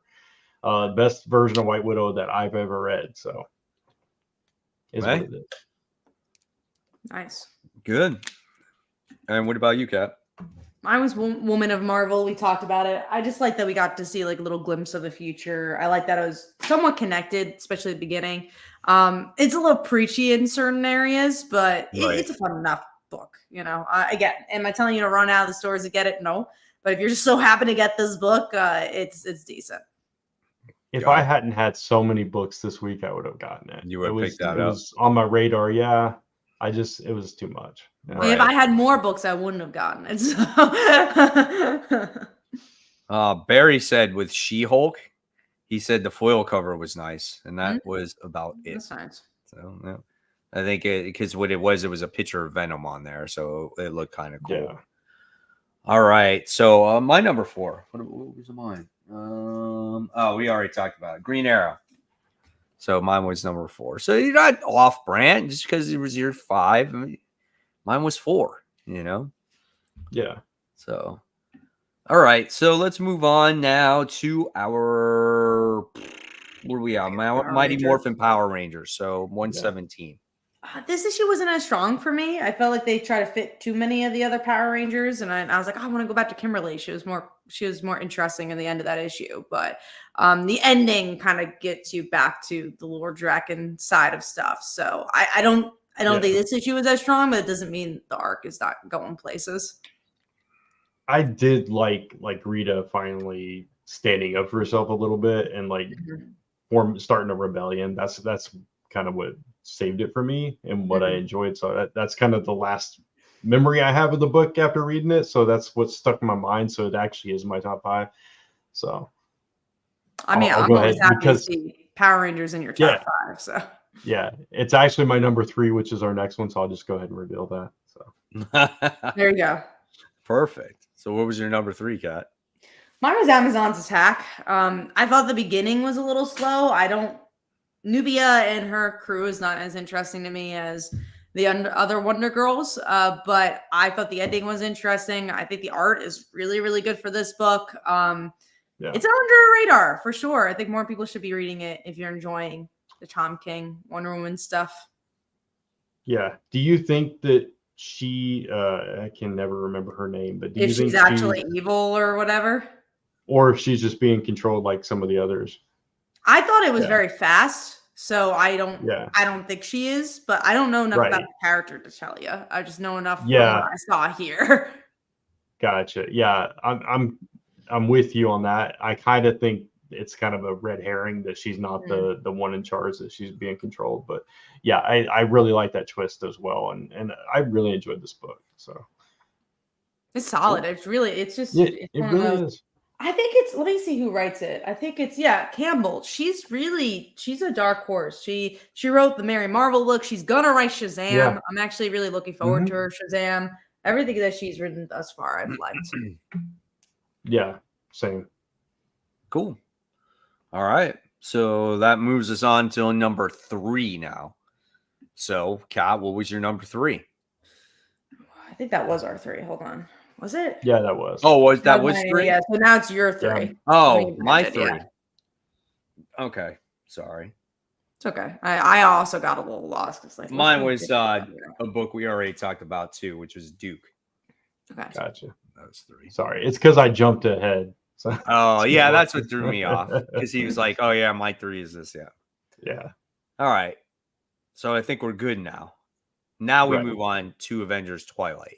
Right. Issue 3. Which I dropped. Cat dropped, which... With this issue, I read it the last issue, so... Yeah, which is unfortunate because this issue I thought was good. I don't know what Brant thinks about this issue. Let me hear your thoughts, Brant. I thought it was better than last issue. I will say that. I'm still not loving the series, but... I was more in your vein when we read it. Yeah. So this one was interesting, though, because we finally see, like, Cap confronting Iron Man's son, and Iron Man's son is finally coming into his own. He's got his own armor, and Bullseye switches sides and he's more like a Hawkeye. So there was a lot of more interesting elements to this issue, and you saw the Avengers actually start to come together, which I enjoyed. So yeah, a little more action as well. And Tony is like ahead, and like we thought, his son is using his brain for all the intelligence, and you get to see Ms. Marvel. She does make her appearance in this one, and she kind of starts to turn the tide for Captain America.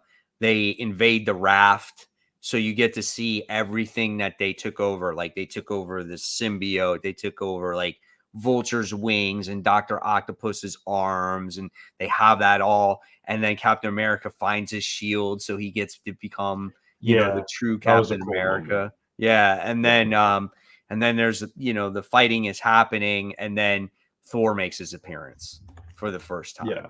So that was kind of cool. That's how it left you. And I thought this one was way better than the second issue, in my opinion. Yeah. I like the second issue, but I thought this one was just like Captain America just getting down and dirty. At first, he's just like, if I got to do this by myself, I got to do it by myself. And that was it, you know? So I liked it. I like this series. I think it's pretty darn good, in my opinion. I like seeing like this older Avengers come together and trying to make the world, I guess, good again, you know, and I guess that's the grand scheme of things. So, all right, let's talk about, we talked about Radiant Black, so we're not talking about, we talked about Jade Garrick, which is, we're done with that one. So we're just going to jump on to our number 2. I just realized the Flash other issue is, I guess, the other Flash book, and I just thought I wrote it wrong. So if you ever want to talk about the other Flash book, Brant, go for it. There was a actual flagship that came out. Yeah, I don't need to say anything about that. All right. So what about your number 2 then, Kat? Mine was Green Arrow. We already talked about it. All right. And what about you, These Brent? are the 2 books I really, really liked. So. Okay. Mine was Amazon's Attack. Okay, cool. The book you really, really liked. Yeah. And then mine was the book we just talked about, which was Avengers Twilight. There you go.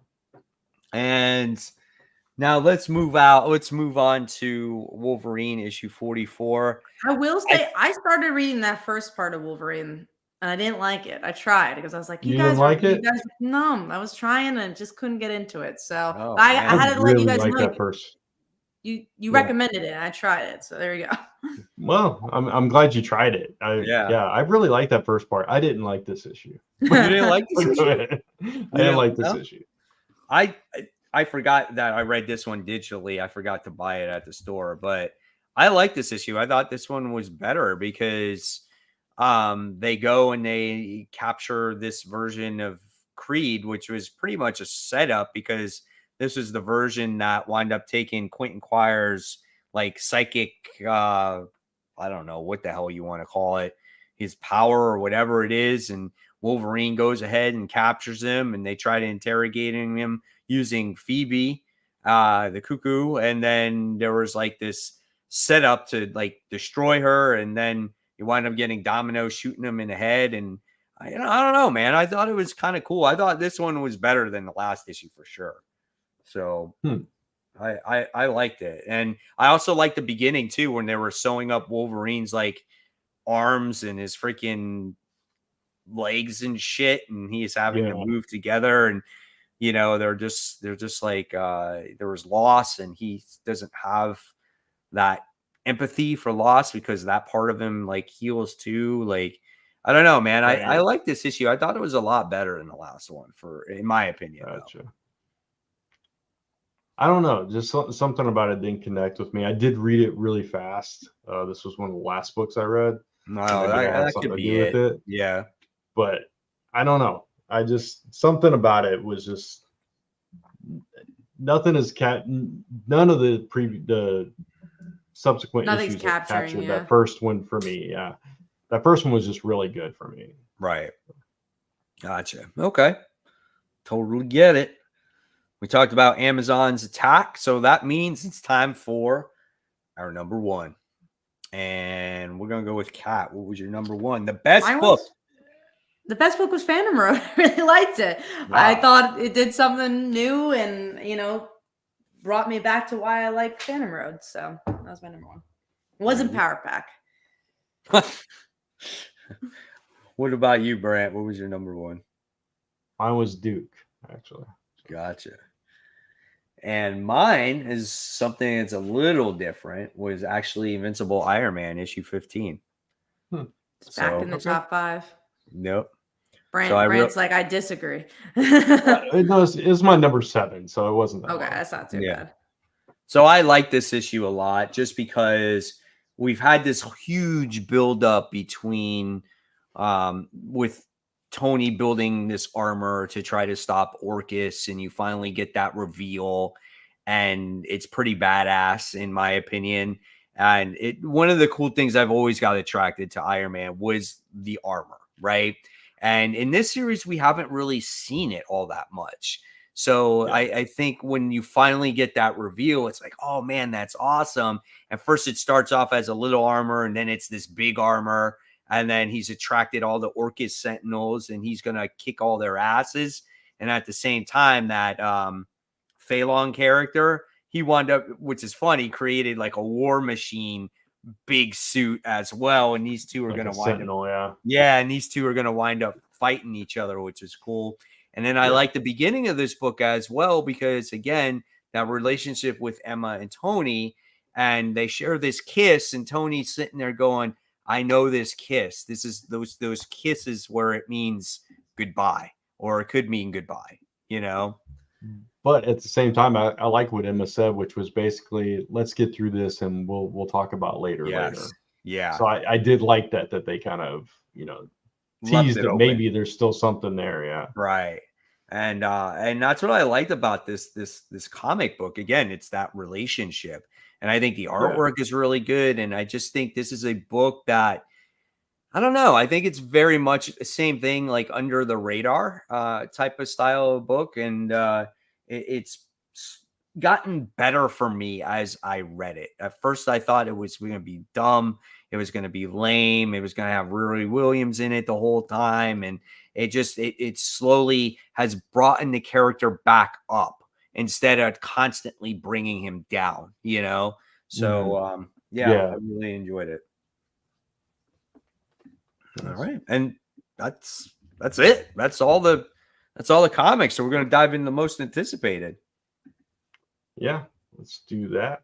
And while I'm finding this stupid banner that I couldn't remember what tab to go to, I will also remind everybody that we did take those YouTube memberships live last week. So if you want to check that out and support the show, it does help, and you get some perks, some badges, and stuff like that. So check it out. All right, let's go with. It's interesting because I was looking at both of your lists on here, and I was like, man, I was going to pick like most of those, and I had to like think really hard. I want to mix it up a little bit, at least put one book up there that you all didn't have. So I'll just go ahead and get this one because you mentioned it earlier in the show too, Kat. Birds of Prey number 7 is my number 3. That was close for me because that cliffhanger. Yeah, the cliffhanger. It's a new arc, new team. Barbara's back, and that's got me curious and intrigued. And I definitely want to see what's going to happen with this one this time around. So, all right, let's go and do your number 3, Mike.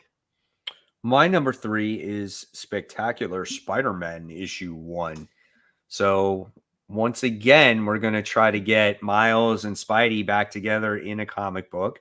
I don't know, man. I don't know what my expectations are for this book, but I think when you could get these two together, I think it could be fun. And I think it's kind of, playing off of, I would say maybe from the original time that these guys got together, right? Or maybe it's even connecting off of the popularity of the video game because they're together as well. Yeah. So, I'm just excited for it. I really don't know what it's going to be about. I just like Spider-Man, and I just want good stories to be told. That was close for me, but I was a little worried about Greg Weisman's. I like Greg Weisman's writing, like Young Justice, but then there's other times where he does a lot of exposition dumps. And we Gargoyles. saw that with the Gargoyles, exactly the Gargoyles comic, the latest seasons of Young Justice. I'm a little worried about the wordiness of the book and exactly where that's going to take us. He did do the Yeah. cartoon though, didn't he? He did, but honestly, there's Yeah. this like pre Young Justice season 3 and post Young Justice 3 Greg Wiseman to me, where I think pre, like I loved everything, like the Spectacular Spider-Man cartoon and Young Justice, but then season 3 above and beyond that, it's been a lot of exposition dumps and things that I particularly haven't been as interested in. Right. Yeah. That gives me a little pause. But we also have Humberto Ramos on art, which I Yeah, love. see. So, And Yeah, Humberto Ramos it's- did Amazing Spider-Man for quite a long time, with Yeah. Dan Slott. So we all know what he can do. So I do like that art style. Me too. Yeah. I like it for Spider-Man a lot. Yes, and it yeah, I fits. think it fits, especially a book like this that's probably going to be a little bit more cartoonier. I'm guessing. I think it's going to be more like fun. I hope. So I think it fits. Yeah. No, I agree. And this was like really close to my list as well. So Yeah. All There's right, a lot let's, of books coming out, like big books coming out tomorrow. Yeah, there are. Line number So one. it was Yeah. right. It was a hard list to make this week. So let's talk about your number 3, Kat, which is also my number 2, Ultimate Yeah. X-Men. Yeah, I want to see what this is all about. I thought Black Panther was solid enough. Obviously, we love Spider-Man. And Armor, such an interesting character because I think you could do any. She's such a blank canvas. Like, obviously Yeah. people are fans of her, but she's got a hardcore fan base, but not a lot of people know about her. So I think that's Right. a really cool opportunity just to do something different. There's a speculation about the character Yeah. in there, Storm. Her name, I The think, is white-haired, the May white-haired Storm or character. something like Yeah. that. I think she's Yeah. called. Yeah, so she's going to be in this too. Yeah. Yeah, I think she might even be on one of the covers. Yeah. She is, yeah. Yeah. We haven't seen a whole lot of Armor like in Mhm. recent years. Like the last like notable stuff I remember is with what's his name? The Young Cable. Young Cable. That whole storyline. Yeah, is his Well, name. not Young Cable, not Young Cable. The Age of Apocalypse Cable. Nathan. Nathan, yeah. Nate, where he became like a god. That whole story arc. That's the last time I remember like a big focus on Armor personally, but maybe I'm forgetting something. But anyway, I'm curious about it. Weird character, I think, too. So that could be kind of cool representation Yeah. if they do anything with it. So It's good though. It's good to Yeah. do different characters. We don't need to have all Right. the same characters, right? So I think that's fine. I mean, listen, I'm looking forward to this book too. I saw that this was already on that list also, so I was like, I know that a lot of people are expecting, Ultimate X-Men to be on their list. So right. Yeah. Yeah. Again, it was a harder week because there actually were a lot of options. Like there's some weeks where we all just have the same thing because there's just not a lot of options. Like probably last week we would have probably had a similar list because it just wasn't as many books. But this is there's a really cool smorgasbord of books tomorrow, so that's cool. Yeah, for sure. So they said May here's Storm is number not in this issue. That's so funny. She's in the she's on cover the too. cover. Yeah. That is funny. So your number 2, Mike, is Gunslinger Spawn, of course. Of course, yeah. One of your favorite books. Based off of like what happened in issue 350. 350. This book takes place 6 months in the future. So there's going to be some time that passes by. So I'm interested to see now where they're, going to take the character and how he's affected by these dead zones that have now expanded and have eliminated the powers or some of the power sets from Spawn. So yeah, I'm into it. And now we're going to get, no longer again, what's his name? Something Soy. Dexter Soy? I don't even know. Yeah, I think that's it. Dexter Soy, yeah. His art where he's the permanent artist, I think, on there now. So it's like it's really good. So I'm excited for the issue, like always. Yeah. So Cat X-Men 32, a story focusing on Kate Pryde and Ilyana Rasputin, right up your alley. Yeah. Yeah, why not? I mean, hopefully I like it because I talked about my X-Men thoughts, but like they're teaming up. It sounds fun. Of course, they're gonna put it on. And I also wanted to be Yeah. different because I didn't think anyone else would. So Yeah, you're right. he's like, And yeah, Jerry I'm Duggan's sure I writing wouldn't like too, it. Who is? No, Jerry Duggan. Yeah, and, Yeah, who wrote a lot of their got that stuff history with already, Kate. so. Yeah, Yeah. right. So hopefully it's good. Yeah, I agree. I mean, And then his yeah, X-Men stuff has been like, it's been hit and miss. Some of the stuff has been really good, and some of it's Right. not. It's been okay, and some of it's not been that great.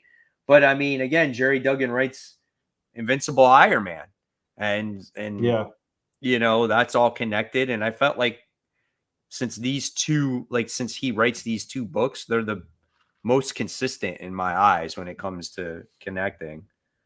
yeah. And when he does write Kate, it's Yeah, he did a usually good good. job. Yeah. So That's why I'm not All right, worried so- about it either, because it's just Right. like, yeah, I think if I like anything, I'll at least like her and the issue. I don't know if I'll like the story, but he writes her well. yeah, absolutely. So Mike and I both have Void Rivals #7 as our first one. This is the new story arc. After Yep. a short break, it's back, and they're lost in that wasteland. Yep. And I'm excited to see what that wasteland's all about. Like, I know. I'm hoping some secrets come out of it or something. Yeah, what are we gonna see? I mean, I'm so Yeah. curious. You know, it could be Transformers in there for all you It could know, be. you know. Yeah, I'm hoping at least one. Would be Yeah, nice. and then I don't know if the story's going to continue with the with like Shockwave and then the Quintessicon. How do you say that? Something like that. I can Yeah. never pronounce that. I can't either, never pronounce it right, but with those guys and that other Junker guy, whatever it was, but I'm excited for it, man. I can't wait. I want to see the development of the two main characters, though. Like, I want to see how the relationships develop, how if they bring the two races together again, or where does all that go, man? There's a lot there to unpack, a lot of mystery there. So I'm excited for it. Yeah, same. Absolutely. And that brings us to Cats #1, Giant Size Spider-Gwen #1, the follow-up to the series. I'm excited for this one. That hasn't ended, which is so interesting. Yeah, that hasn't it's ended. the follow-up Yeah. to the series that hasn't ended. I want to see where Gwen and MJ's relationship goes. They've been really doing something with that. I don't know what they're doing, but they did reveal last issue that MJ has feelings for Gwen, and we don't really know what Gwen's feelings is towards that. So, you know, I think it's really cool that these past volumes have been trying to do this queer relationship between them. But I have a feeling it's probably gonna go south because she's going to, you know, Earth 616. Yeah, it's gonna be That's weird true. to see how that wraps up. And this thing is obviously that part of the story is going to be very minuscule to because there's a reprint in there, you know, of a giant. is there? I didn't even know that. Yes. There is. It's like some random issue too. It's like, yeah, like they all have been. All the giant size have been random issues. I want to say it was like issue 12 or something. I read it on something like that. League of Comic Geeks. You know. So how much is the actual original story? That sucks. Let me see. Let me see. It is. I mean, hopefully at least it's 20-something pages because you get, you know, it's a giant size. That's crazy, man. Yeah, it's I think it's 20 Mysterio's pages. first appearance. Okay, so you do get a book, you Yeah. just have to pay a lot extra for it, which does. Yeah. Yeah, they gotta up their prices, I guess, somehow. But yeah, and also again, it's getting released so weirdly. It's like I want to see what happens the last part before I see this part. But they are releasing it now. So, and this is like Melissa Flores's last part of it, and we have such a new status quo for her. It's so, and I really love what Flores has been doing with Spider-Gwen. I wish she was staying on it. Yeah. I think she does such a good job. It definitely will be interesting to see what they are going to do with her. Because again, all her supporting cast is in her different world. And now she's going to be in the main world.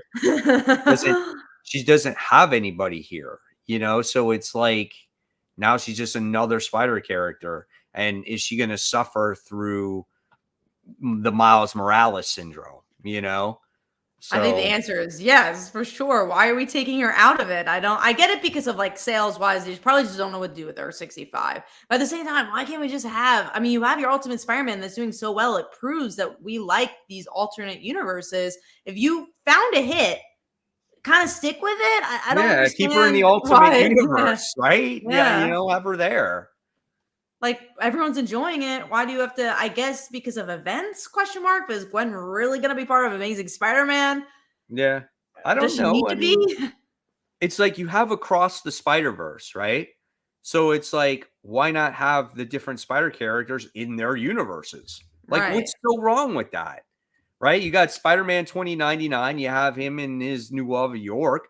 So why can't you have Spider-Gwen in her Earth? And why can't you have, Miles Morales in his Earth? And why can't you have all these characters where they belong? And it makes sense then. Then you're not convoluting the entire, 616 with all these different characters. Mm-hmm. Yeah, No, it's weird. I agree fully. We'll see how it goes. I know. What was it called? The person who writes Graham. What's her name? Stephanie Phillips is writing it. Yeah, so, Stephanie Phillips. She's writing this book. Yeah. I mean, I think she can write. I think she can write a good book. She wrote. She most recently wrote the Cap Wolf book, and it was really good. So I didn't, I mean, it makes sense because she wrote Grimm, like you said, and it's kind of a, horror tone to it. But I was like, I don't know if she can write this Cap Wolf, and she did really nice with it, and so I was impressed. So I'm hoping that she can do all right with this Spider-Gwen book. I follow her on TikTok. It's interesting because she talks a lot about like how she got into comics, and she shares like, writing tips and script tips and stuff like that. It's pretty cool. Her story. She's like really smart. It seems, and I know she did a lot of the contests going into, like, she did like the Top Cow contest and did that, which is cool that she worked her way up the ladder in that regard. What makes her? What you're gonna say? Her being smart. What made you? Yeah, I think she's got like a PhD. I think she's technically a doctor. Yeah. So yeah.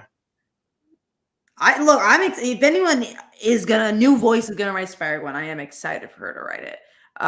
It just goes back to hopefully not the same comment as Amazing Spider-Man, where it's like it doesn't matter who's writing it, it's just gonna be what it is. But I have hope, and I already liked Melissa Flores because of Power Rangers, and she's been really consistent on that. I just want to see her doing more stuff because she's just a really solid writer. I mean, Kat, you missed the conversation that Brant and I had about Amazing Spider-Man and maybe our possible thought of where the book, like how Ultimate Comics Spider-Man could become the new Amazing Spider-Man. We had a whole conversation about that.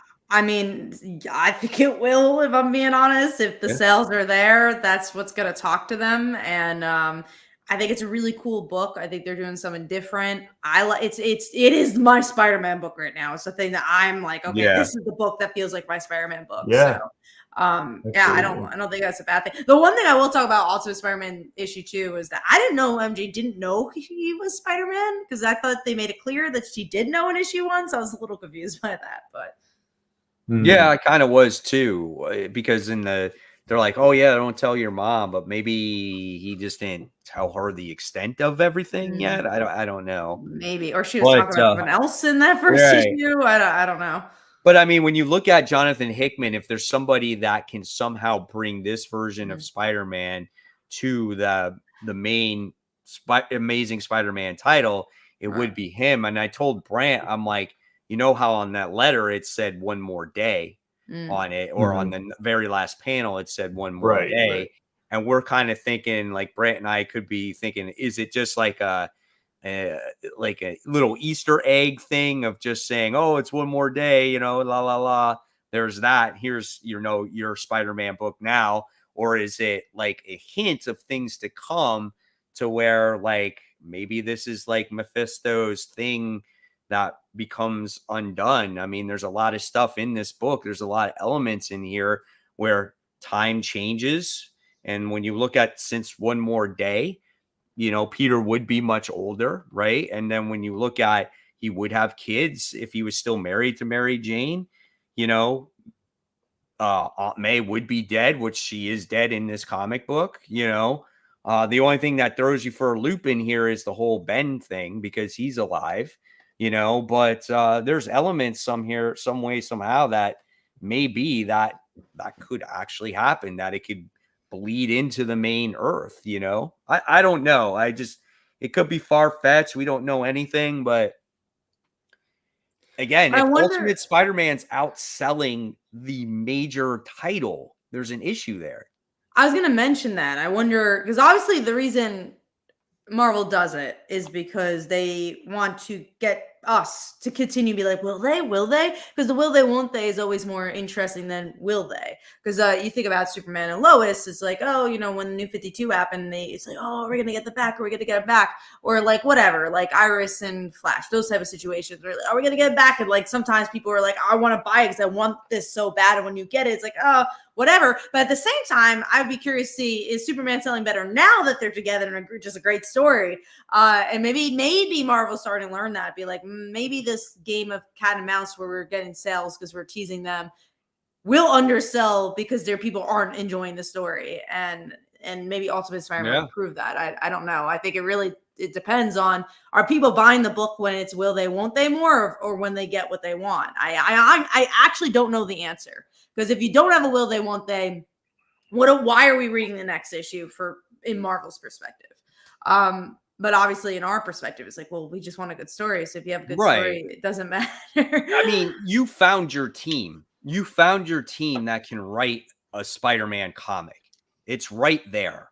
So if somehow they said, well, we need to get Ultimate Spider-Man to become Amazing Spider-Man with these guys writing our book, Amazing Spider-Man will sell again. Right. So again, if you come up with some weird story like Jonathan Hickman can do, that's what would happen. It was like Brant and I were talking about how, like, remember the Superman from New 52 wound up, they merged, or I totally forgot what happened there, but it was just I think they merged. I think they became remember that whole Yeah. thing? Yeah. It was Peter J. Tomasi, I think, did that whole thing, right? It was like around the Super Sons. Yeah.